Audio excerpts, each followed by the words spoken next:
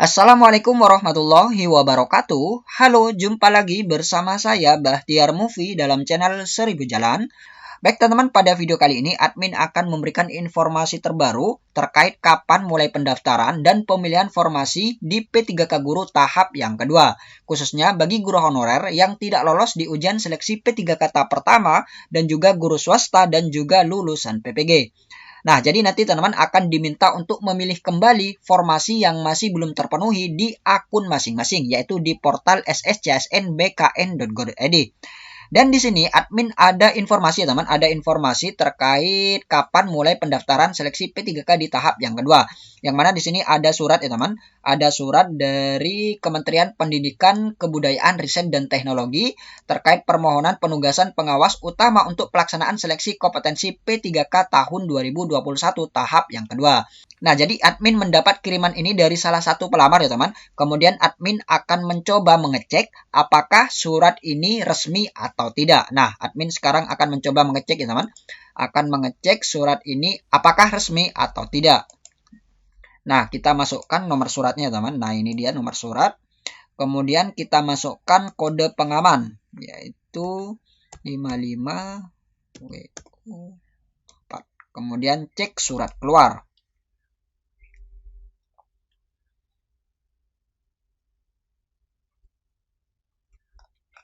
Nah, ini dia teman, cek surat keluar tanggal 4 November 2021. Penanda tangan Dr. Hayaswardi, MSI, Direktur Guru dan Tenaga Kependidikan, Pendidikan Menengah dan Pendidikan Khusus. Perihal permohonan penugasan pengawas utama untuk pelaksanaan seleksi kompetensi P3K tahun 2021 tahap 2.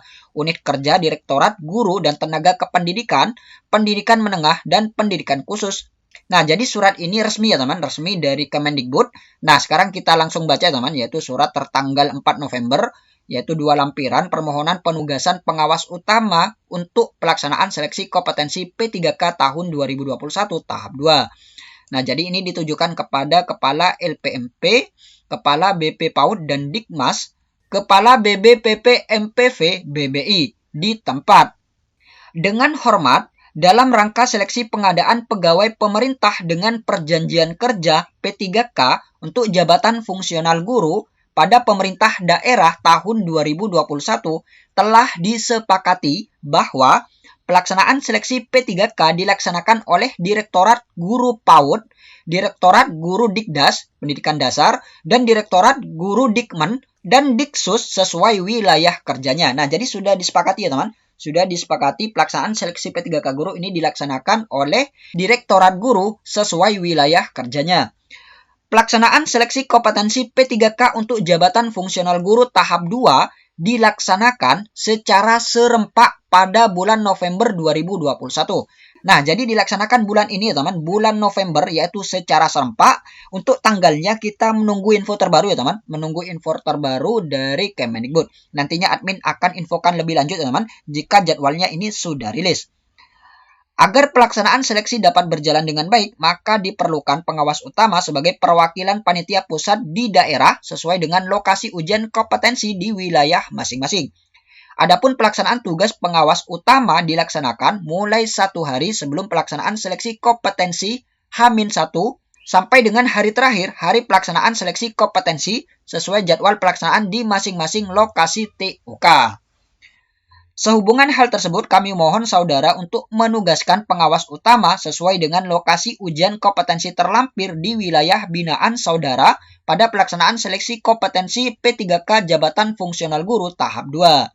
Nah, jadi surat edaran ini adalah permohonan ya teman, permohonan penugasan pengawas utama untuk pelaksanaan seleksi P3K di tahap yang kedua. Dan di sini juga ada sedikit bocoran ya teman, ada sedikit bocoran bahwa untuk pelaksanaan P3K Guru tahap 2 ini dilaksanakan secara serempak pada bulan November. Nah, jadi dilaksanakan pada bulan ini ya teman, pada bulan November. Nanti admin akan infokan lebih lanjut terkait jadwal terbaru ini.